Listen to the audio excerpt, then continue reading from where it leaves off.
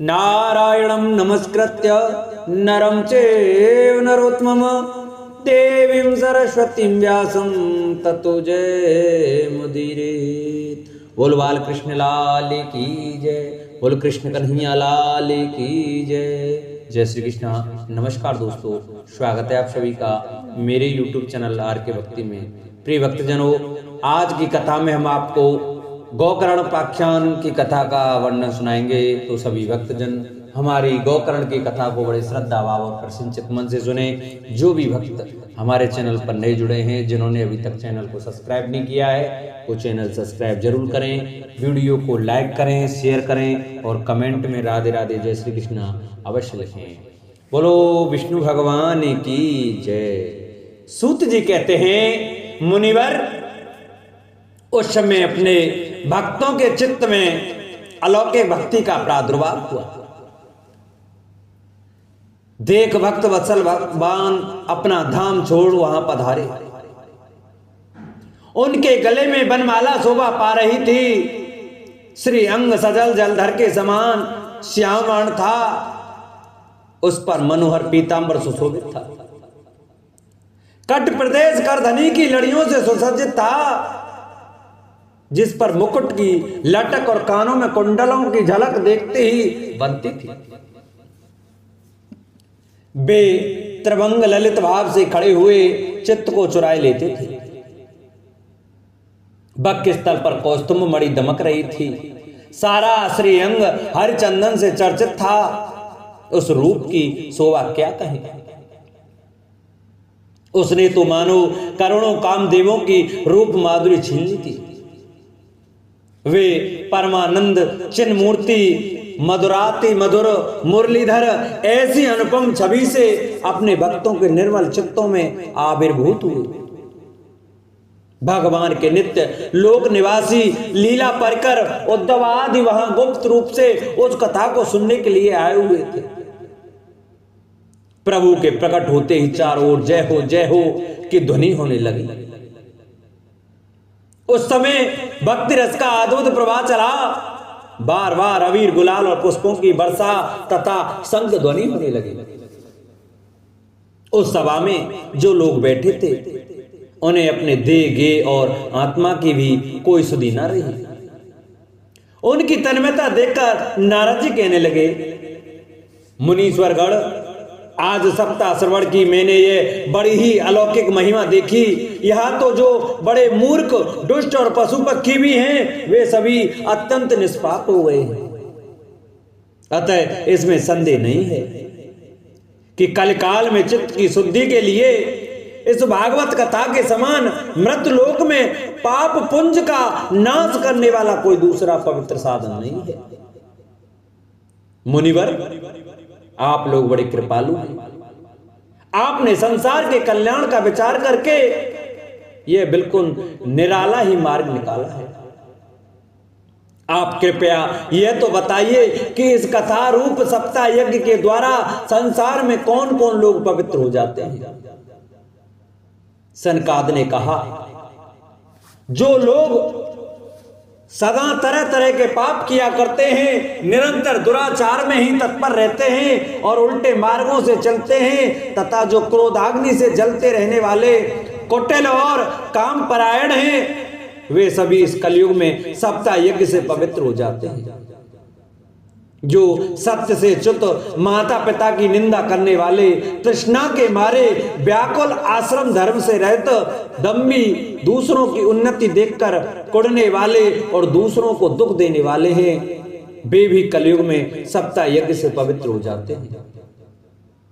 जो मदिरापान, ब्रह्महत्या, स्वर्ण की चोरी, गुरु स्त्री गमन और विश्वासघात, ये 5 महापाप करने वाले, 6 छत्रपरायण, क्रूर, पिशाचों के समान निर्दयी, ब्राह्मणों के धन से पुष्ट होने वाले और व्यभिचारी हैं, वे भी कलयुग में सप्ताह यज्ञ से पवित्र हो जाते हैं। जो दुष्ट आग्रह पूर्वक सर्वदा मन और वाणी या शरीर से ताप करते रहते हैं, दूसरे के धन से ही पुष्ट होते हैं तथा मलिन मन और दुष्ट हृदय वाले हैं, वे भी कलयुग में सप्ताह यज्ञ से पवित्र हो जाते हैं। नारद जी, अब हम तुम्हें इस विषय में एक प्राचीन इतिहास सुनाते हैं।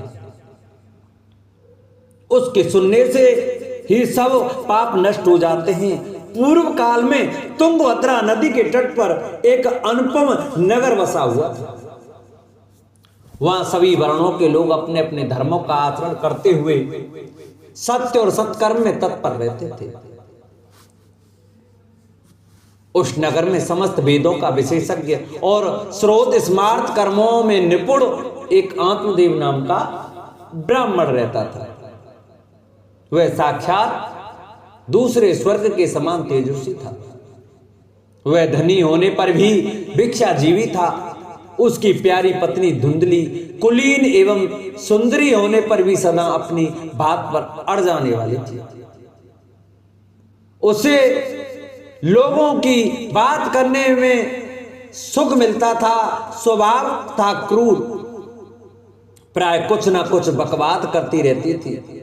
गृह कार्य में निपुण थी, कृपण थी और थी झगड़ालू भी। इस प्रकार ब्राह्मण दंपति प्रेम से अपने घर में रहते और विहार करते थे। उनके पास अर्थ और भोग विलास की सामग्री बहुत थी, घर द्वार भी सुंदर थे, परंतु उससे उन्हें सुख नहीं था।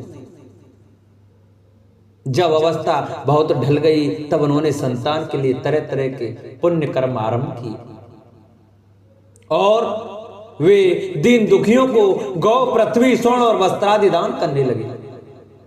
इस प्रकार धर्म मार्ग में उन्होंने अपना आधा धन समाप्त कर दिया, तो भी उन्हें पुत्र या पुत्री किसी का भी मुख देखने को न मिला। इसलिए अब वह ब्राह्मण बहुत ही चिंतातुर रहने लगा। एक दिन वह ब्राह्मण देवता बहुत दुखी होकर घर से निकलकर वन को चल दिया। दोपहर के समय उसे प्यास लगी, इसलिए वह एक तालाब पर आया। संतान के अभाव के दुख ने उसके शरीर को बहुत सुखा दिया था, इसलिए थक जाने के कारण जल पीकर वहीं बैठ गया।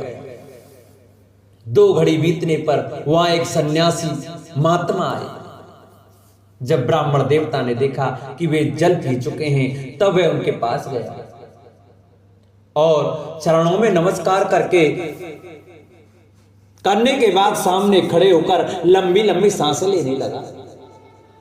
सन्यासी ने पूछा, कहो ब्राह्मण देवता, रोते क्यों हो? ऐसी तुम्हें क्या भारी चिंता है? तुम जल्दी ही मुझे अपने दुख का कारण बताओ। ब्राह्मण देवता ने कहा, महाराज, मैं अपने पूर्व जन्म के पापों से संचित दुख का क्या वर्णन करूं?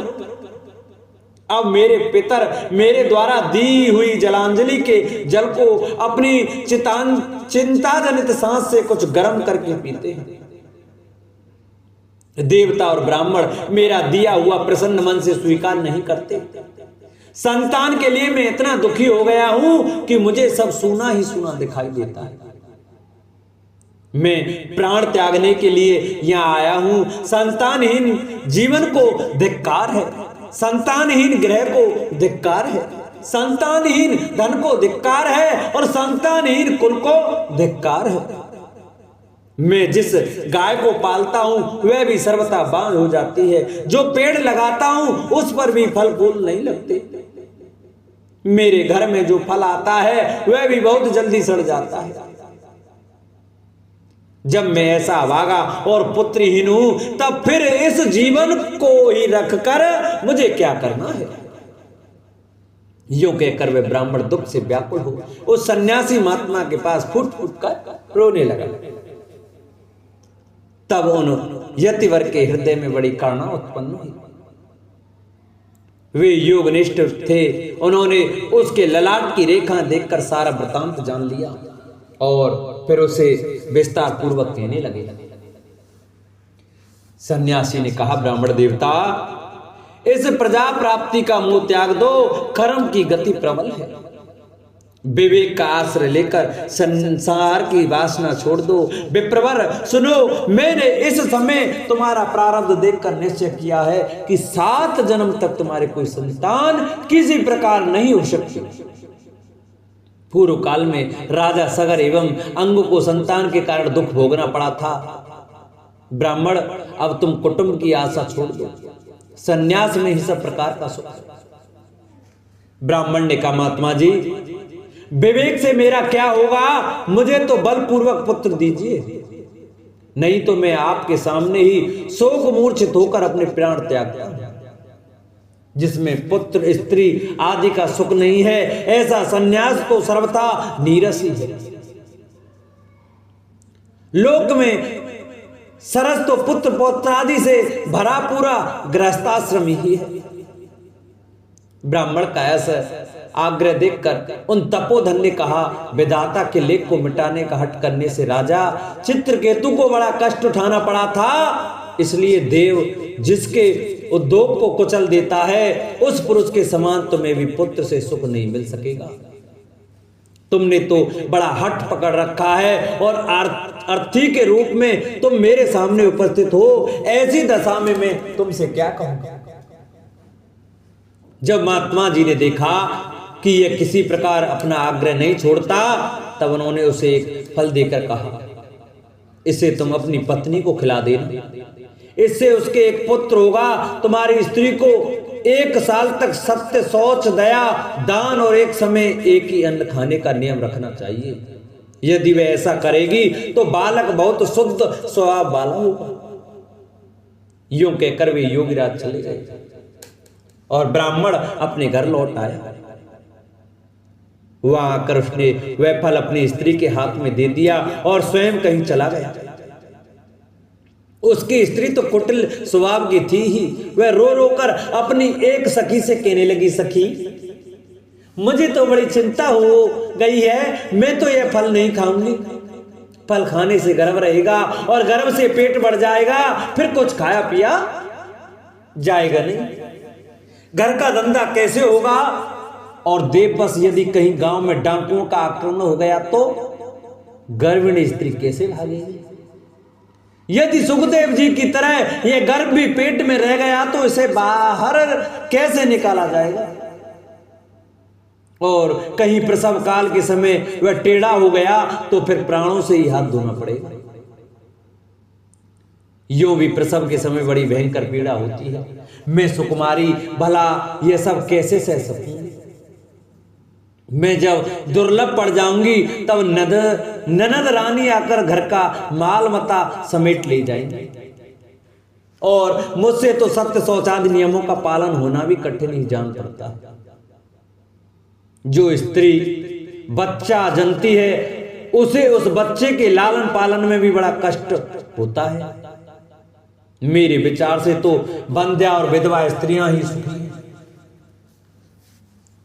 मन में ऐसे ही तरह तरह के कुतर्क उठने से उसने वह फल नहीं खाया और तब उसके पति ने पूछा, फल खा लिया? तब उसने कह दिया, हाँ खा लिया। एक दिन उसकी बहन अपने आप ही उसके घर आई। तब उसने अपनी बहन को सारा वृतांत सुनाकर कहा कि मेरे मन में इसकी बड़ी चिंता है, मैं इस दुख के कारण दिनों दिन दुबली हो रही हूं, बहन मैं क्या करूं। बहन ने कहा, मेरे पेट में बच्चा है, प्रसव होने पर वह बालक मैं तुझे दे दूंगी।